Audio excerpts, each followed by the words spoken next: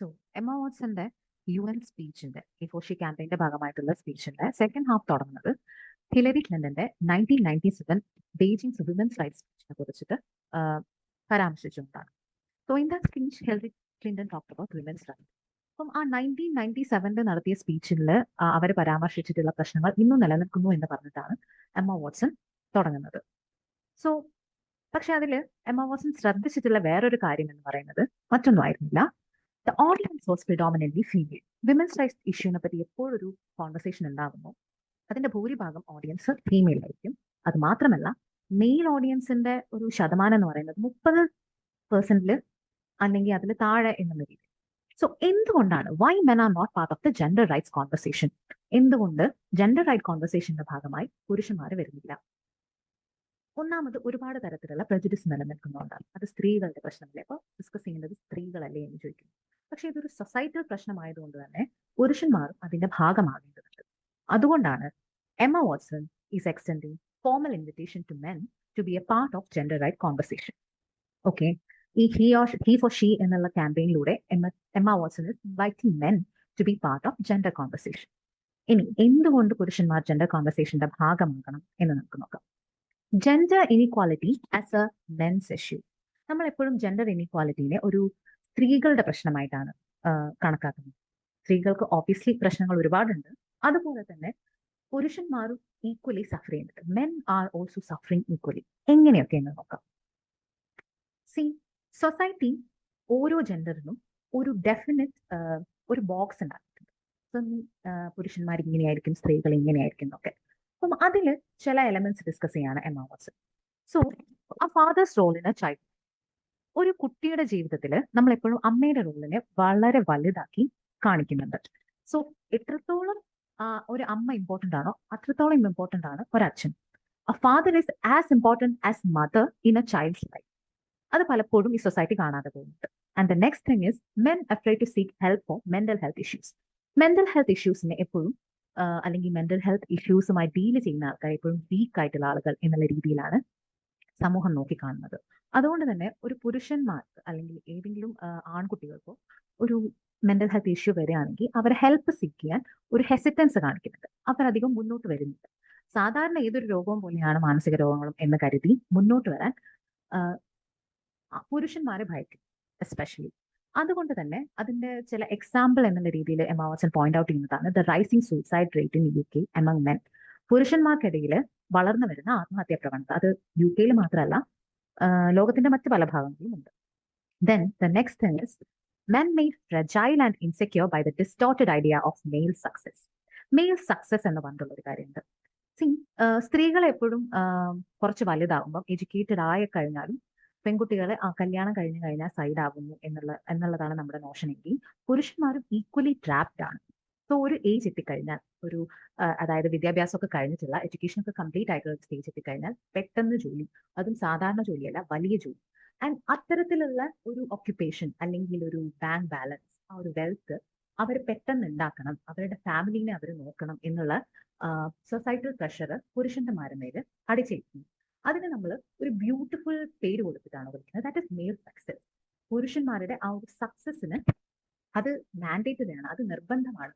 അങ്ങനെ ആയി കഴിഞ്ഞാൽ മാത്രമേ, നന്നായി സമ്പാദിക്കുന്ന ഒരു ഫാമിലിനെ നോക്കിയാൽ കഴിവുള്ളവനായി കഴിഞ്ഞാൽ മാത്രമേ ജീവിതത്തിൽ സക്സസ് ഉണ്ടാവൂ എന്നുള്ള മോഷൻ പലപ്പോഴും പുരുഷന്റെ മേലെ അടിച്ചേൽപ്പിക്കുന്നുണ്ട്.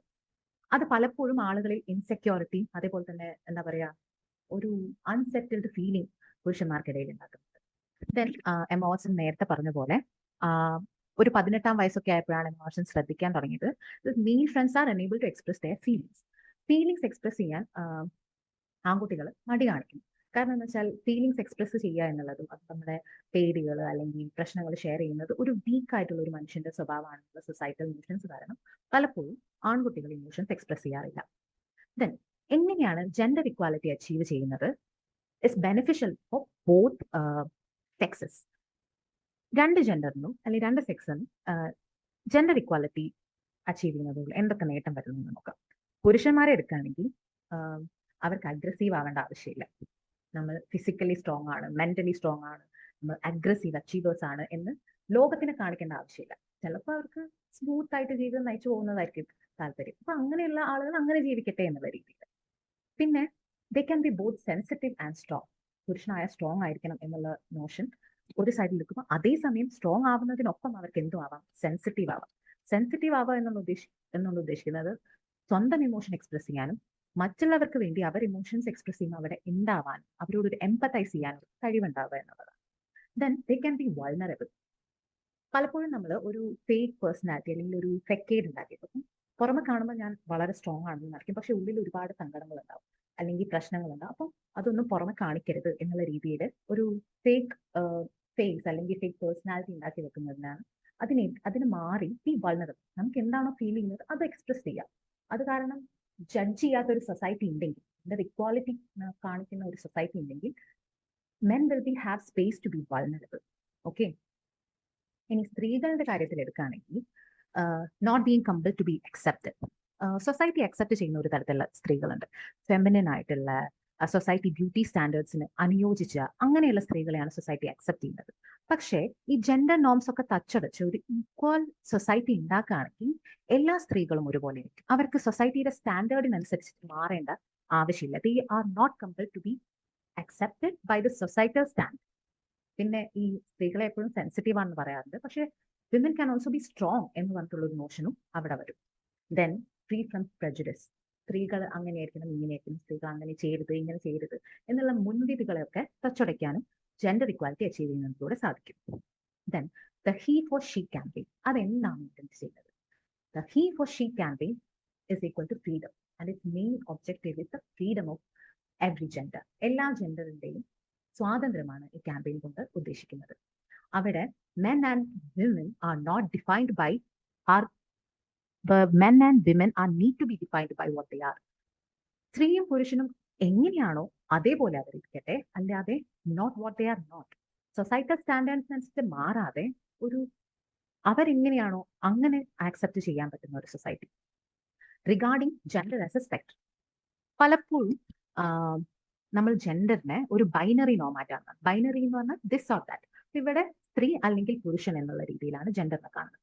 പക്ഷേ ജെൻഡറിനെ ഒരിക്കലും ആ രീതിയിൽ കാണാതെ സ്പെക്ട്രം ആയിട്ട് കാണണം. സ്പെക്ട്രം കൊണ്ട് ഉദ്ദേശിക്കുന്നത് സ്ത്രീ പുരുഷൻ എന്നീ ബൈനറിയിലല്ലാതെ അതിന്റെ ഇടയിലുള്ള ആളുകളുണ്ട്, ലൈക്ക് ട്രാൻസ്ജെൻഡേഴ്സ്. അവരുടെയും കൂടി ആവശ്യമാണ് ഈ ജെൻഡർ ഇക്വാലിറ്റി അച്ചീവ് ചെയ്യുക എന്നുള്ളത്. അവരുടെ എക്സിസ്റ്റൻസിനെ കൂടി അഡ്രസ് ചെയ്യുകയാണ് ഈ ജെൻഡർ ഇക്വാലിറ്റിയിലൂടെ ചെയ്യുന്നത്. Now being true and complete versions of themselves. നമ്മൾ എന്തെങ്കിലും ഒരു എക്സ്റ്റേണൽ ജഡ്ജ്മെന്റ് ഇല്ലാതെ ഓരോ വ്യക്തിയും ആരാണോ അതേപോലെ അവരെ പ്രകടിപ്പിക്കാൻ പറ്റുക, സൊസൈറ്റിയിൽ പ്രകടിപ്പിക്കാൻ പറ്റുക, റിലേഷൻഷിപ്പിൽ അവരെ എക്സ്പ്രസ് ചെയ്യാൻ പറ്റുക. അതാണ് എന്തിലൂടെ ഉദ്ദേശിക്കുന്നത്, ഹീ ഫോർ ഷീ എന്നുള്ള ക്യാമ്പയിനിലൂടെ ഉദ്ദേശിക്കുന്നത്. എന്തുകൊണ്ടാണ് നമ്മൾ ജെൻഡർ ഇക്വാലിറ്റിക്ക് വേണ്ടി ഫൈറ്റ് ചെയ്യേണ്ടത്? അതിന്റെ റീസൺസ് കാണിക്കാൻ വേണ്ടി എമ്മ വാട്സൺ ചില സ്റ്റാറ്റിസ്റ്റിക്സ് പറയുന്നുണ്ട്, ചില ഡേറ്റ പറയുന്നുണ്ട്. എന്തൊക്കെയാണ് ആ ഡാറ്റ നോക്കാം. ഫസ്റ്റ് തിങ് ഇസ്, നമ്മൾ ഈ കറന്റ് സിനാരിയോ തുടർന്നുകൊണ്ടിരിക്കുകയാണെങ്കിൽ എന്താ സംഭവിക്കുക? 75 തൊട്ട് 100 വർഷം എടുക്കും എന്ത് അച്ചീവ് ചെയ്യാൻ? ഈക്വൽ പേ അച്ചീവ് ചെയ്യാൻ. അതേപോലെ തന്നെ ഈ വരുന്ന 16 വർഷങ്ങൾക്കിടയിൽ 15 മില്യൺ ഗേൾസ്, 15.5 മില്യൺ ഗേൾസ് എന്തിനിരയാകും? ചൈൽഡ് മാരേജിന് ഇരയാകും. അതേപോലെ തന്നെ റൂറൽ ആഫ്രിക്കൻ ഗേൾസിന് സെക്കൻഡറി എഡ്യൂക്കേഷൻ അച്ചീവ് ചെയ്യാൻ ഇനിയും കുറെ വർഷങ്ങളെടുക്കും. ഏകദേശം 2086 ആവും ഈ എഡ്യൂക്കേഷൻ അച്ചീവ് ചെയ്യാൻ. സോ ഇത് ഉദ്ദേശിക്കുന്നത് നമ്മൾ എന്ത് ചെയ്യണം? ആക്റ്റീവായിട്ട് എന്തെങ്കിലും ചെയ്തേ പറ്റൂ, എന്നാൽ മാത്രമേ ഈ പ്രശ്നങ്ങളൊക്കെ അവസാനിക്കുകയുള്ളൂ. ഇനി ഫെമിനിസം എന്ന വേർഡിൽ നിന്നാണ് സ്റ്റാർട്ട് ചെയ്തത്. ഫെമിനിസം എങ്ങനെയാണ് കുറച്ചൊരു ബയസ്ഡ് ആയിട്ടുള്ള വേർഡാകുന്നത്? കാരണം അത് സ്ത്രീകൾ ഫെമിനിൻ എന്നുള്ള ഒരു ആസ്പെക്ട് അതിൽ വരുന്നുണ്ട്, അതിൽ പുരുഷന്മാരെ ഉൾപ്പെടുത്തുന്നില്ല എന്നുള്ള ഒരു പ്രശ്നം ആ വേർഡിനുണ്ട്. So feminism might not be a unified word. രണ്ട് സെക്സസിനെയും ഇൻക്ലൂഡ് ചെയ്യുന്ന ഒരു വേർഡ് ആവണമെന്നില്ല അത്. പക്ഷേ we have a unifying campaign എന്നാണ് ആര് പറയുന്നത്? എമ്മ വാട്സൺ പറയുന്നത്. ഹീ ഫോർ ഷീ, അതിൽ പുരുഷനും സ്ത്രീയും രണ്ടുപേരും ഉൾക്കൊള്ളുന്നുണ്ട്. സോ ഈ യൂണിഫൈങ് ക്യാമ്പയിനിലൂടെ നമുക്ക് എന്ത് ചെയ്യാൻ പറ്റും? ഈക്വൽ ജെൻഡർ, എല്ലാ വ്യക്തിയും തുല്യമായിട്ടുള്ള റൈറ്റ്സ്, അവകാശങ്ങൾ നേടിയെടുക്കുന്ന ഒരു സൊസൈറ്റി ആയിട്ട് നമുക്ക് മാറാൻ കഴിയും ക്യാമ്പയിനിലൂടെ എന്നാണ് ആര് പറയുന്നത്? എമ്മ വാട്സൺ പറയുന്നത്. സോ അതിന് ആര് ഇനിഷ്യേറ്റീവ് എടുക്കണം? നമ്മൾ ഇനിഷ്യേറ്റീവ് എടുക്കണം. കാരണം if not me who, if not now when. ഞാൻ അല്ലെങ്കിൽ ആര്, അല്ലെങ്കിൽ ഇപ്പോൾ, ഈ നിമിഷം അല്ലെങ്കിൽ എപ്പോൾ എന്നുള്ളൊരു ഓരോരുത്തരും ചോദിക്കണം. ഈ ഒരു പ്രശ്നത്തെ, ജെൻഡർ ഇക്വാലിറ്റി അച്ചീവ് ചെയ്യാൻ വേണ്ടിയിട്ട്, ഈ ജെൻഡർ ഡിസ്ക്രിമിനേഷൻ തടയാൻ വേണ്ടിയിട്ട് ഓരോരുത്തരും പ്രൊആക്റ്റീവായിട്ട് ആക്ട് ചെയ്യണമെന്നാണ് ഈ സ്പീച്ചിലൂടെ ആര് പറഞ്ഞിരിക്കുന്നത്, എമ്മ വാട്സൺ പറഞ്ഞു വെക്കുന്നത്. ഓക്കെ.